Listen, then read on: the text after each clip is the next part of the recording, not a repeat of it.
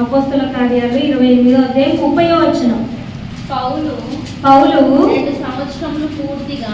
2 సంవత్సరములు పూర్తిగా తన అద్దె ఇంట కాపురం ఉండి తన యొద్దకు వచ్చు వారిని అందరినీ సన్మానించి ఏ ఆటంకమును లేక పూర్ణ ధైర్యముతో దేవుని రాజ్యమును గూర్చి ప్రకటించుచు ప్రభువైన యేసుక్రీస్తు గూర్చిన సంగతులు బోధించుచు ఉండెను.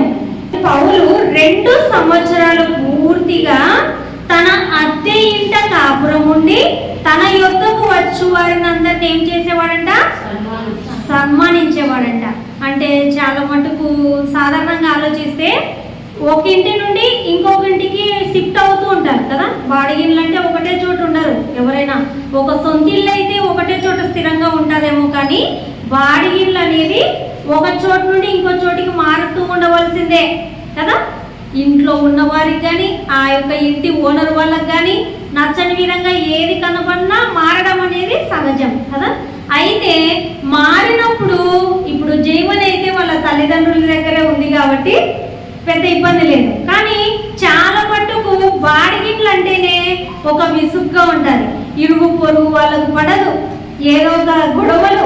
ఆ ఒక ఇంటి నుండి ఇంకొక ఇంటికి మారుతున్నారంటే ఆ ఇంటి చుట్టుపక్కల అడిగినారంటే నచ్చేవారు నచ్చని వారు ఇద్దరు కూడా ఉంటారు. కానీ ఎక్కువ శాతం విసిగెత్తిపోయే వాళ్ళే ఉంటారు. ఒక ఇంటి నుండి ఇంకొక ఇంటికి షిఫ్ట్ అయిపోయేటప్పుడు వద్దునైనా ఆ వీధిలో నుండి వచ్చేసినాం, చాలా బాగుంది ఇప్పుడు వచ్చినటువంటి ఇంటికి అని చాలా మంది విసిగెత్తిపోతుంటారు. బాడిగిళ్ళు షిఫ్ట్ అయ్యేటప్పుడు కానీ అక్కడ గొడవ పడ్డం కానీ అక్కడ సాక్ష్యం కానీ కొంతమందికి సరిగా ఉండదు. ఇవి ఎప్పుడు గొడవ పడేది వీధుల్లో అందరితో సాక్ష్యం ఉండదు. కొంతమంది ఇంటికి ఓనర్ వాళ్ళు సతాయించే వాళ్ళు ఉంటారు. కొంతమంది ఇంటికి బాడకు రెంట్కి వచ్చిన వాళ్ళే ఓనర్ వాళ్ళనే సతాయించే వాళ్ళు కూడా ఉంటారు. ఇలా రకరకాలుగా ఒక్కరిని ఒకరు ఇబ్బంది పెట్టుకునేటట్లుగా ఉంటుంటారు బాడిగిళ్ళలో చేరేటువంటి వారు. అయితే ఇక్కడ పౌలు అంటున్నాడు, పౌలు 2 సంవత్సరములు పూర్తిగా తన అద్దె ఇంట కాపురం ఉండి తన యొద్దకు వచ్చు వారిని అందరినీ సన్మానించేవాడంట. అంటే మనము కూడా అద్దెంట్లో ఉంటున్నప్పుడు మన ఇంటికి వచ్చే ప్రతి ఒక్కరిని ఏం చేయాలి? సన్మానించాలి. అంతేకాదు ఆయన చేసినది ఏంటిదంటే ఏ ఆటంకమును లేక పూర్ణ హృదయముతో దేవుని రాజ్యమును గూర్చి ప్రకటించుచు ప్రభు అయిన యేసుక్రీస్తును గూర్చిన సంగతులు బోధించుచు ఉన్నాడంట. ఎక్కడ? అద్దెంట్లోనే పూర్ణ హృదయంతో ఏ ఆటంకం లేకుండా. చాలా మంది కొన్ని ఈ ఇంట్లో పరిస్థితి ఓనర్ వాళ్ళు మనకు తెలియదు, కానీ కొంతమంది ఓనర్ వాళ్ళు ఏమంటారంటే అమ్మ మా ఇంట్లో ఎక్కువ మీరు చేసుకోండి ఇంట్లో ప్రార్థన, కానీ ఎక్కువ ప్రార్థనలు పెట్టించుకోవద్దండి అనేవాళ్ళు లేకపోలేదా? ఉన్నారు. ప్రార్థన చేసుకునే వాళ్ళకు ఇయ్యని వాళ్ళు కూడా ఉన్నారు. ప్రభువు నమ్మినామంటే ఇయ్యరు. ఈ హౌస్ హిందువులకి ఇవ్వబడును అనేటువంటి గృహాలు కూడా లేకపోలేదు. అంటే ఆటంకాలు. ప్రభువు నమ్మిన బిడ్డలకి వాళ్ళ ఇంటిని రెంట్కి ఇవ్వాలన్నా ఒక ఆటంకంగా భావిస్తారు కదా. ముగ్గులు వేసుకోరన్నట్టుగానో లేదంటే ఏదో ఒకటి వాళ్ళ ఆచారానికి సంబంధించి చెయ్యరేమో, మేము చెప్పినట్లుగా చెయ్యరేమో. అదే ప్రభువుని ఎరగని వారైతే, మాకు సంబంధించిన వారైతే మేము చెప్పినట్లు వింటారేమో అని వాళ్ళ ఆలోచన. అయితే ఇక్కడ పౌలు గారు అంటున్నారు ఆయన అద్దె ఉన్నటువంటి రెంటుకున్నటువంటి హౌస్ లో వచ్చే ప్రతి ఒక్కరిని సన్మానించేవాడంట. ఏ ఆటంకము లేకుండా దేవుని రాజ్యాన్ని, దేవుని యొక్క ప్రేమను అనేక మందికి ప్రకటించేవాడంట. ఎలాగో ధైర్యముతో, భయపడుకుంటూ కాదు, ఎవరేమనుకుంటారు మా ఇంటి ఓనర్ ఏమనుకుంటాడో అని కాదు, ధైర్యముతో ప్రతి ఒక్కరికి దేవుని యొక్క రాజ్యాన్ని గురించి ప్రకటిస్తూ ఉండేవాడంట. మరి మనం కూడా ఎన్నో చోట్ల ఇక్కడ సొంతిల్లు ఉండే వాళ్ళు కొంతమంది ఉండొచ్చు, కానీ బాడిగిళ్ళు ఉండే వాళ్ళు కూడా ఉన్నారు. మీరు బాడిగిట్లోనే ఉన్నారు కదమ్మా.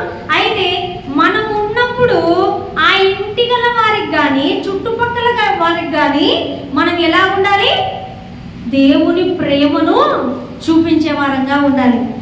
దేవుని గురించి కేవలం చెప్పేవారంగా కాదంట, దేవుని ప్రేమను మనం క్రియల రూపముగా చూపించే వారంగా ఉండాలి. మనం ఏ ఇంట్లో ఉన్నా, ఏ వీధిలో ఉన్నా, ఎక్కడ ఉన్నా ఆ చుట్టుపక్కల వారితో మనము మంచి సాక్ష్యం కలిగిన వారుగా ఉండాలంట.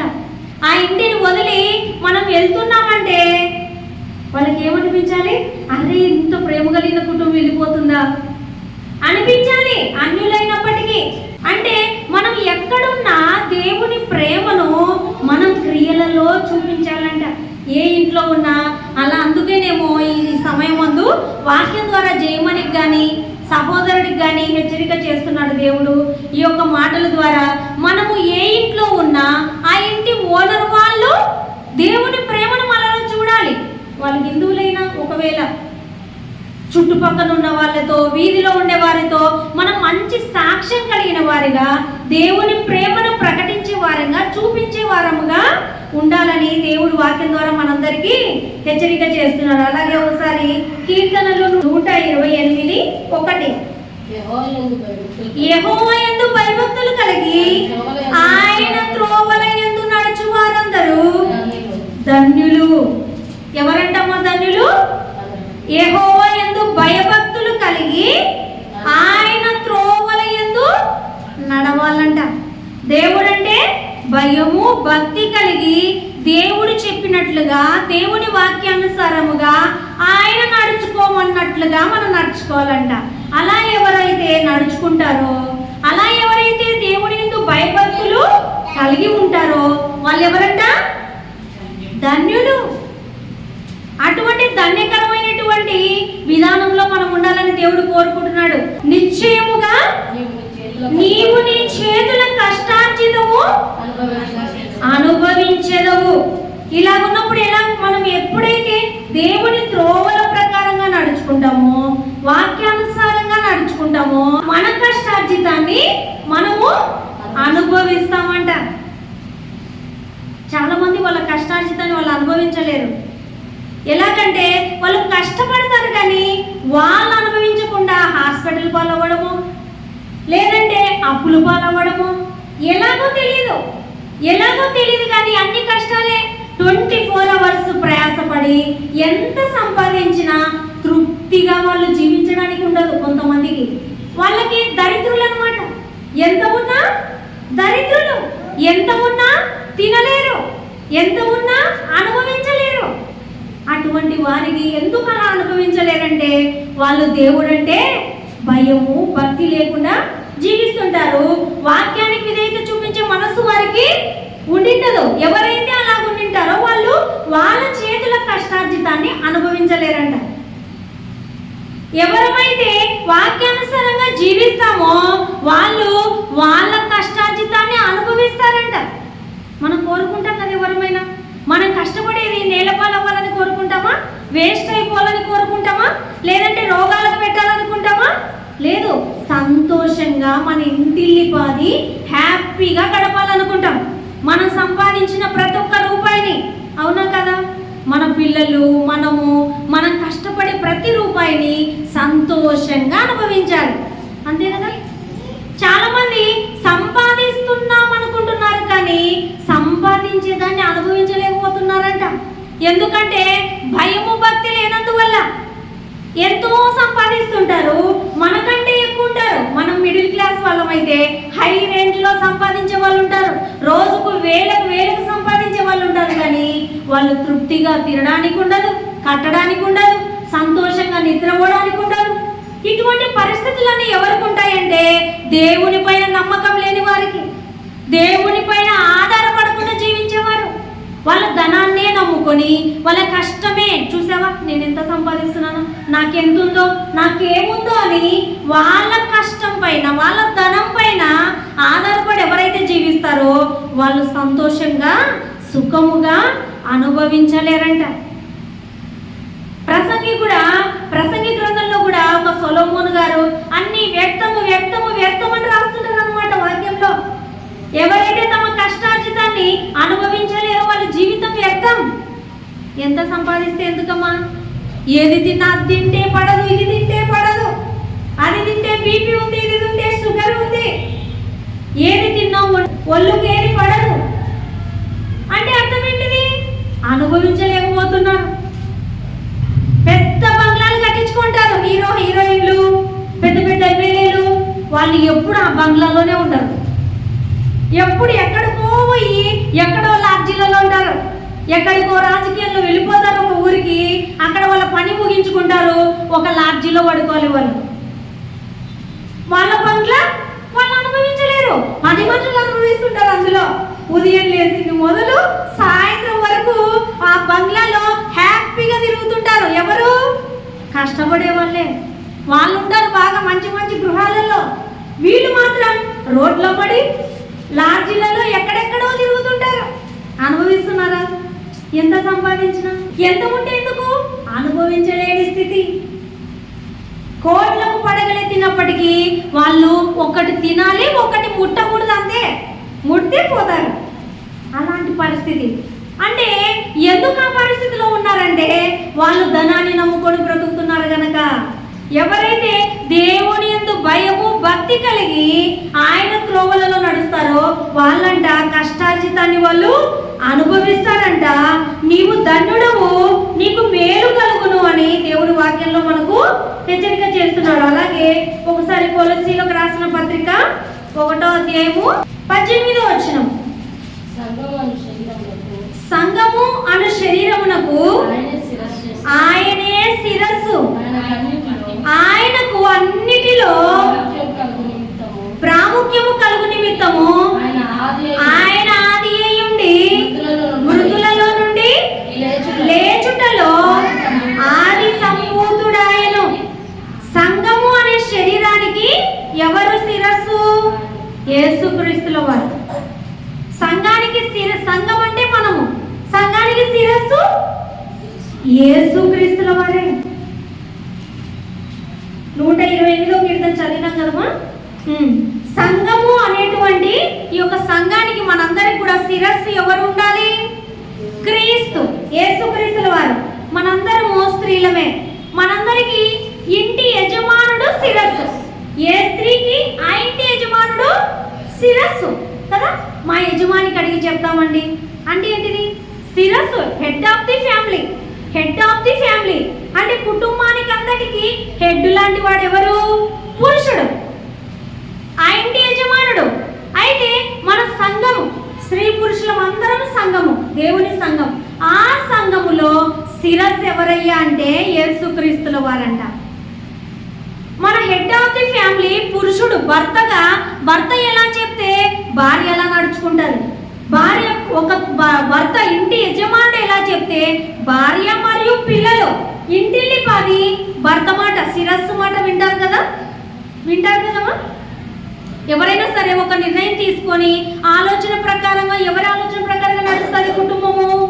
ప్రాముఖ్యంగా తల్లి తండ్రి ఇద్దరు కూడా ఆలోచన చేసి ఇంటిల్లి పాదికి ఒక ఆలోచన అమల్లోకి తీసుకొస్తారు. కానీ ఎక్కువ శాతం ఎవరి ఇష్టం అనేది కుటుంబంలో ఉంటుందంటే ఒక పురుషునికి కదా. శిరస్సు కాబట్టి శిరస్సు చెప్పినట్లుగా కుటుంబం నడుచుకోవాలి.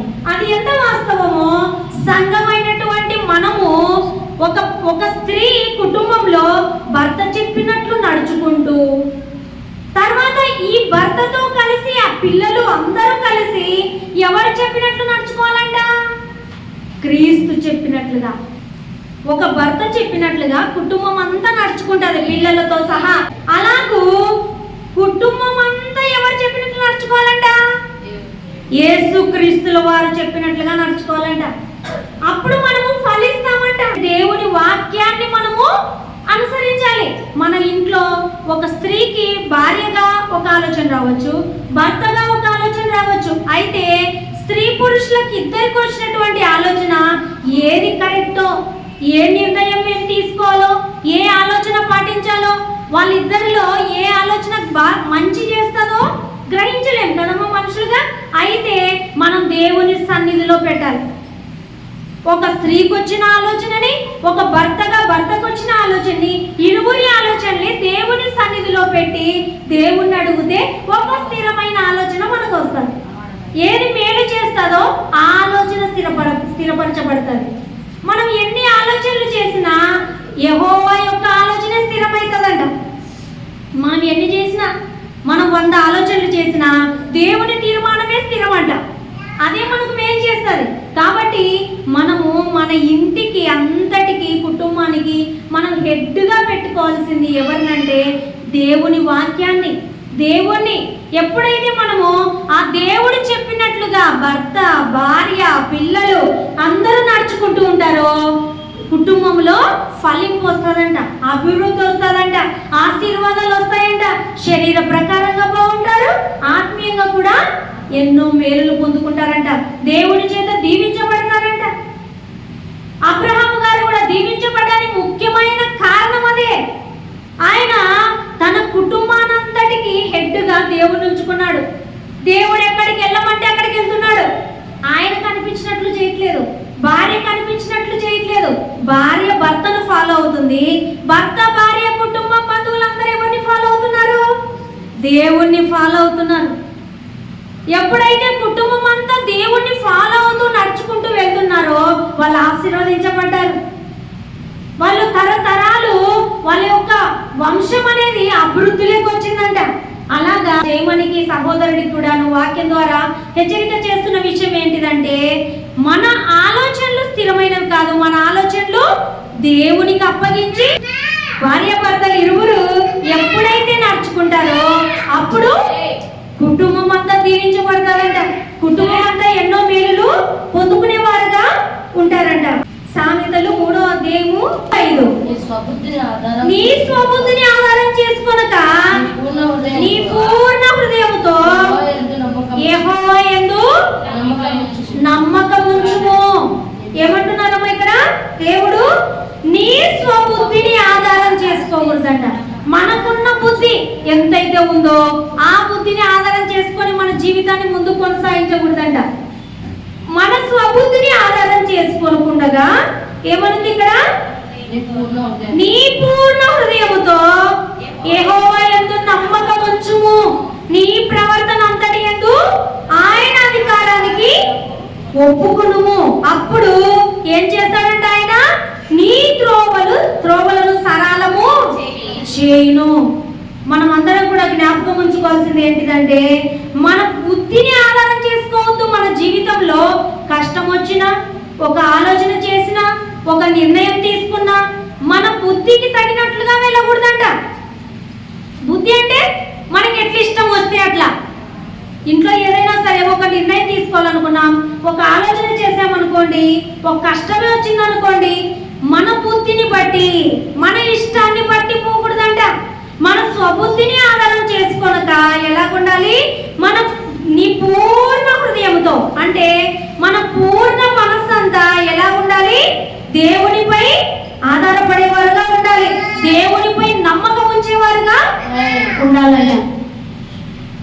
మన బుద్ధిని, మన జ్ఞానాన్ని పక్కన పెట్టి మన జీవితంలో, మన కుటుంబంలో తీసుకునే ప్రతి ఆలోచనలో కూడా దేవుని పైన పూర్ణ హృదయంతో ఆధారపడాలంట, నమ్మకం ఉంచాలంట. అప్పుడు మనకున్న త్రోవలన్నీ సరళం చేస్తాడంట, మనకున్న కష్టాలన్నీ దేవుడు తీరుస్తాడంట. మన బుద్ధిని ఆధారం చేసుకున్నాం అనుకోండి, రకరకాల త్రోవలలో వెళ్ళిపోతాం. అవి మేలుకు దారి తీస్తాయో కీడుకు దారి తీస్తాయో మనకు తెలియదంట.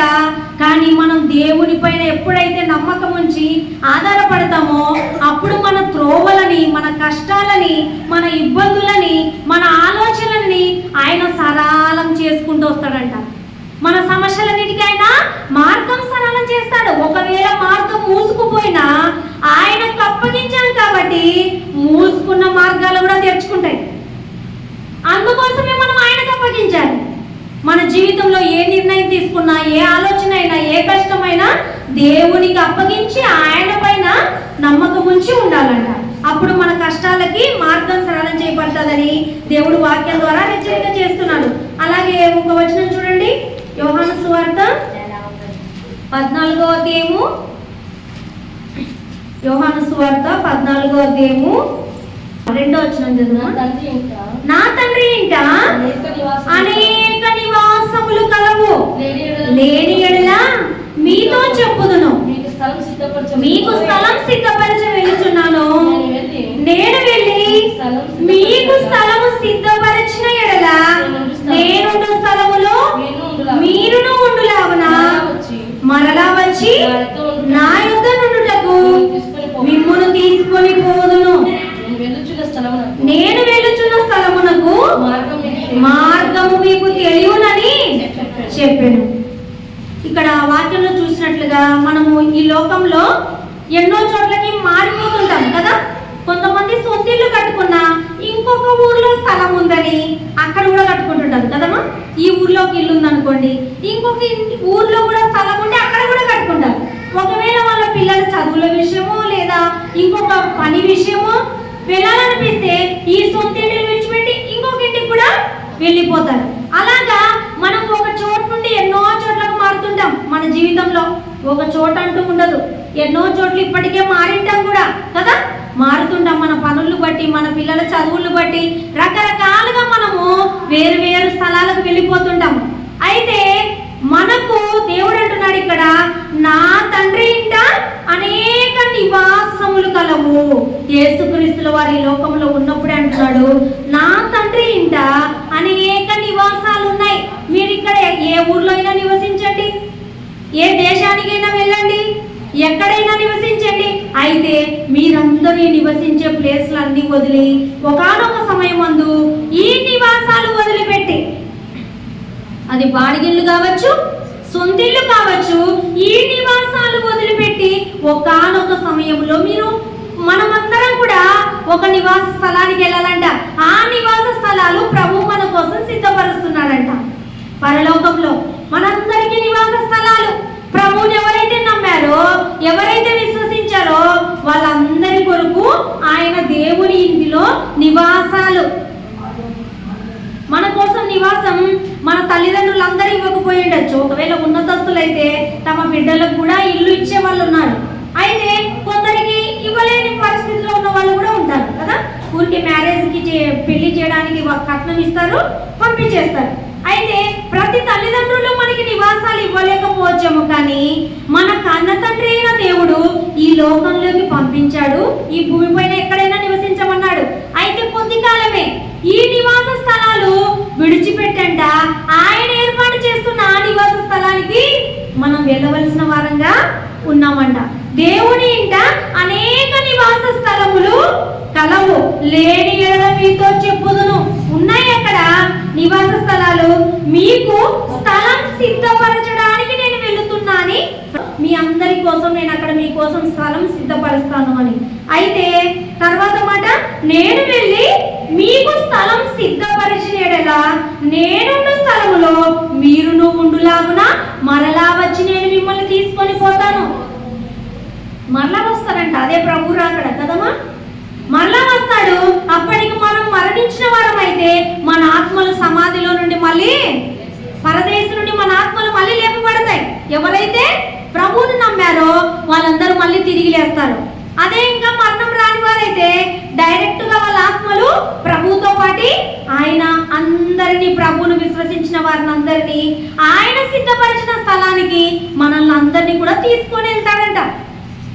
అక్కడ స్థలాలు ఉన్నాయి. ఆ స్థలం ఏదో మీకు తెలుసు అంటున్నాడు. వాక్యం ద్వారా మనకి ఎన్నోసార్లు చెప్తున్నాడు కదా, దేవుని రాజ్యము, పరలోకము, దేవుడు ఉండే స్థలం, మనం అందరం ఉండే స్థలం అని. అందుకోసమే దాన్ని ఉద్దేశించే ఆ స్థలము మీకు తెలియనని చెప్పాను. ఈ విధంగా దేవుడు మనతో హెచ్చరిక చేస్తున్న మాట ఏమిటంటే, ఈ లోకంలో అయితే ఇప్పుడు జయమని ఆ ప్లేస్ నుంచి ఈ ఇంటికి వచ్చింది కదమ్మా. అక్కడ మీరు ఇల్లు కడుతున్నారు కాబట్టి ఈ ఇంటికి వచ్చింది. ఈ ఇంటి నుండి ఒకవేళ వెళ్ళవలసిన పరిస్థితి ఉంటే ఇంకొక ఇంటికి వెళ్ళొచ్చు.